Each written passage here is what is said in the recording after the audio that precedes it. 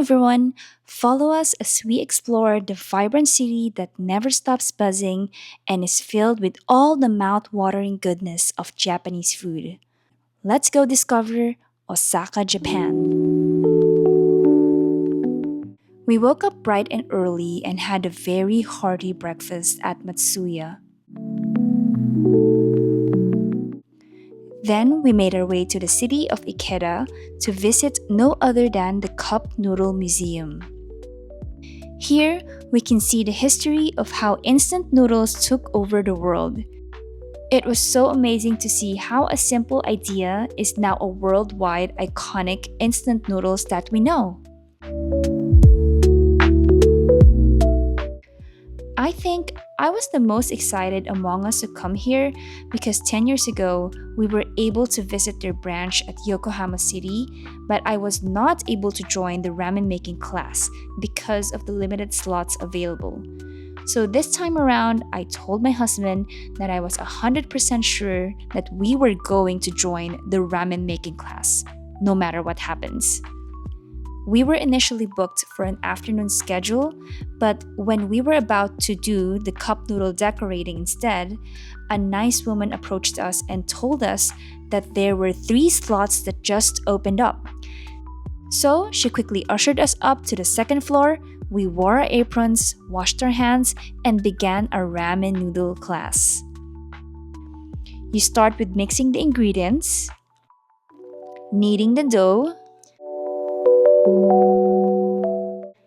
and while the dough is given time to rest, we were able to decorate our plastic packaging.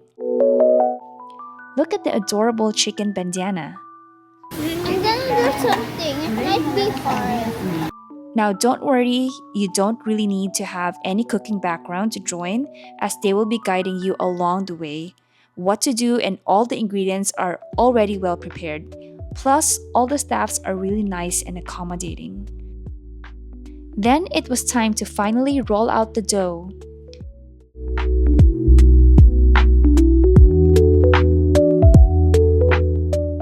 And make the noodle strands.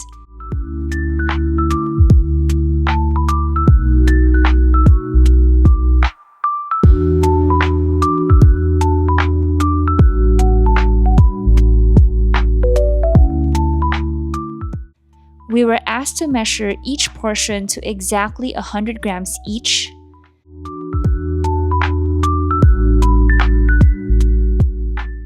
Season the noodles with some flavorings because who wants to eat bland noodles, right?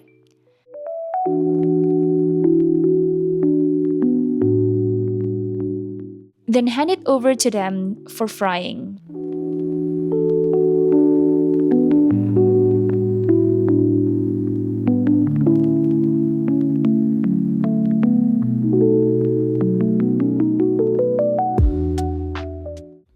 Finally, they seal it for you to ensure freshness when you are ready to eat.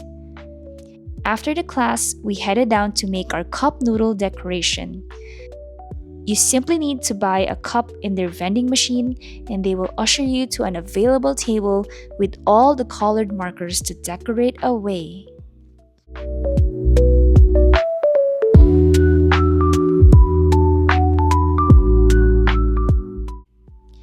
Then, you bring the cup over to the next station and choose your soup base and 3 elements to it.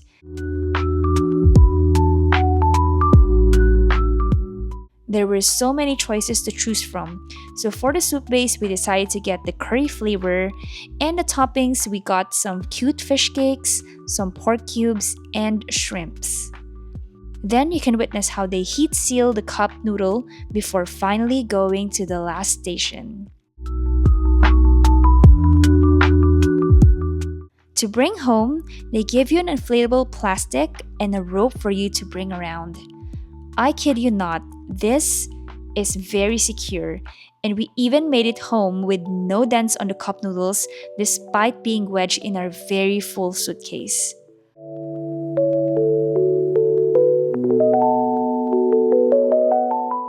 For the latter half of our day, we headed on Abeno Haruka 300 and appreciate the beautiful panoramic view of Osaka in their observation deck located at the 60th floor.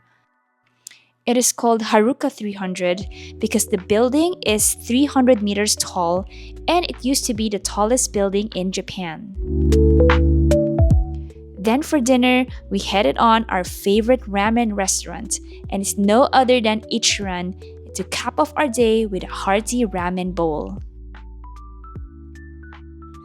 The next day, we made our way to Nara Park, one of Japan's well-known destinations, and it's not just because of the beautiful scenery, but also the home of hundreds, maybe thousands of free-roaming deers. My son was initially scared of feeding the deer, which, by the way, you can buy deer crackers in the vendors around the area, but eventually got the hang of it and even befriended some of the deers. Then, beyond the deers, we also roamed around to see the surrounding museum, temples, and shrines in the city.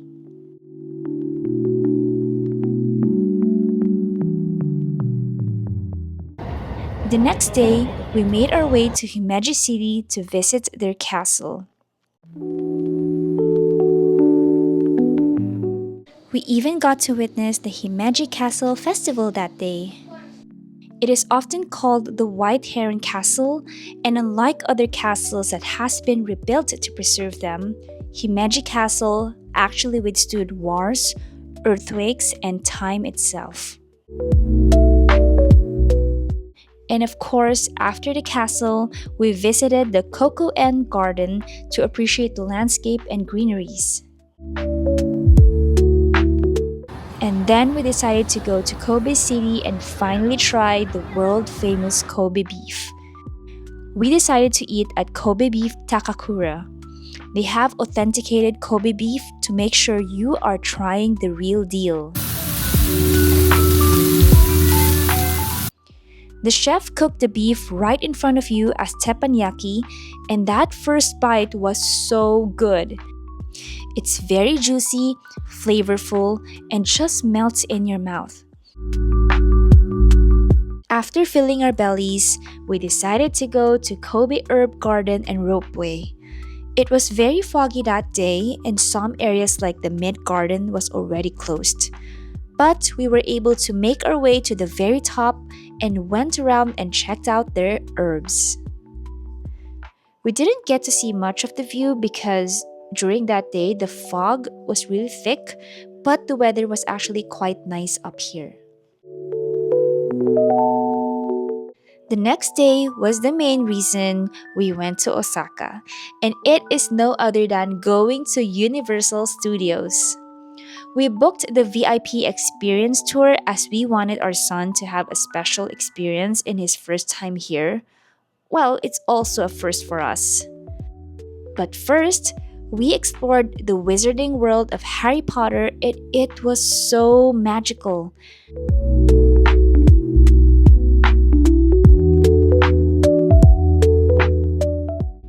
The rides were really enjoyable and they even have an interactive show.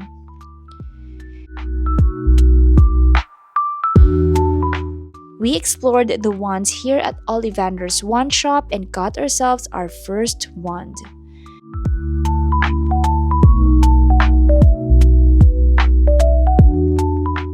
We treated ourselves with butterbeer to freshen up with the very hot weather. And don't worry, they told us that it is alcohol-free so kids can also try. Then, there are several areas you can use your interactive wand to try out some spell, and here is my son successfully casting the levitation spell. Wingardium Leviosa.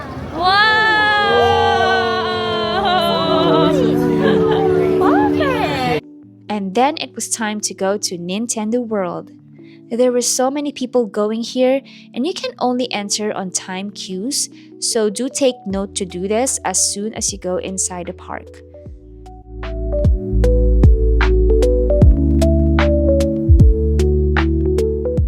We went inside, and at the end of the tunnel, we felt like we were instantly transported to the Super Mario World. It was insane. Everything was so beautifully made. My son used his power up band to collect coins or points around the area when you see this box. We were able to ride all the rides except the Mind Madness, which unfortunately was on maintenance that day. We were so looking forward to this ride, but oh well, maybe next time instead. We had a burger lunch at Jurassic World, then went to see the Minions.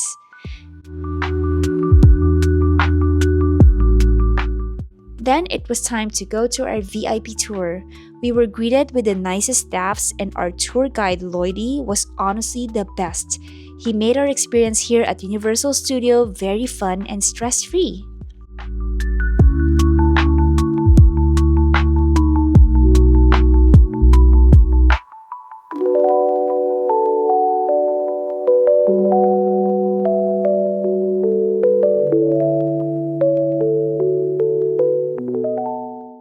We honestly enjoyed the rides at Universal Studios, and I didn't get to take a video of all the rides because I was so into the moment.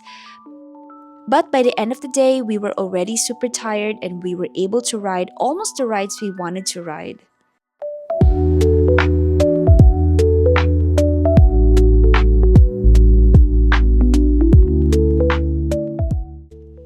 Before we ended our day, we had to try the food at Kinopio's Cafe.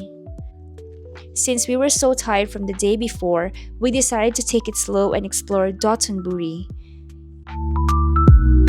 But before we explored the city, we decided to have lunch at our favorite sushi chain restaurant.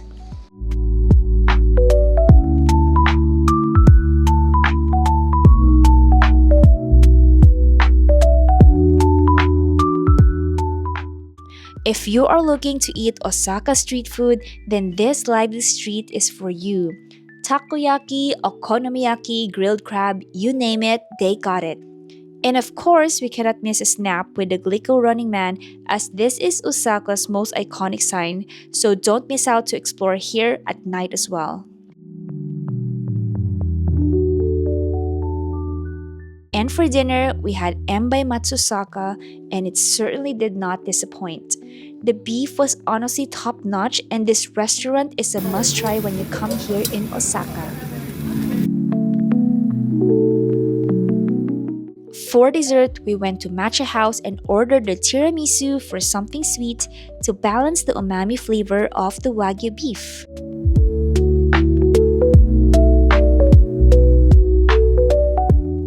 The next day, we had a 2.5-hour bus trip to go to Amanohashidate, and we rode their open chair lift to the scenic viewing spot. Once we reached the top to Kasamatsu Park, we had the most beautiful experience of sightseeing while cycling. Look at that stunning view. Amanohashidate is known for its bridge to heaven view, and you can see the strip of sandbar that looks like a soaring dragon flying across the water. There are also some family activities you can do around the area.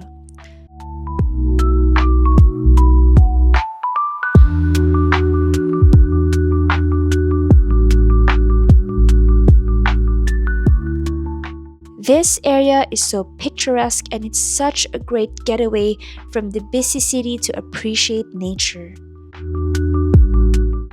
Going down the cable car was even better because we get this beautiful view. Right after going down the cable car, we went straight to Ine Fishing Village. We got to ride a boat around Ine Bay and even got to feed the seagulls. Ine is a very peaceful and less crowded town with its well-known boathouses. For our last day, we were so lucky to grab a slot to go in Pokemon Cafe located inside Daimaru Shinsaibashi store. Everything is so adorable and Pokemon themed. And look at my son's kids meal, so kawaii! I decided to get the Gengar shake, and yes, you can also purchase the cup exclusively available here in the cafe. The drink was actually grape flavored, and it was very refreshing after a long walk. My husband had his latte, which we had to buy the cup because it was also so cute. And of course, the highlight of each visit is a meet and greet by no other than Pikachu itself.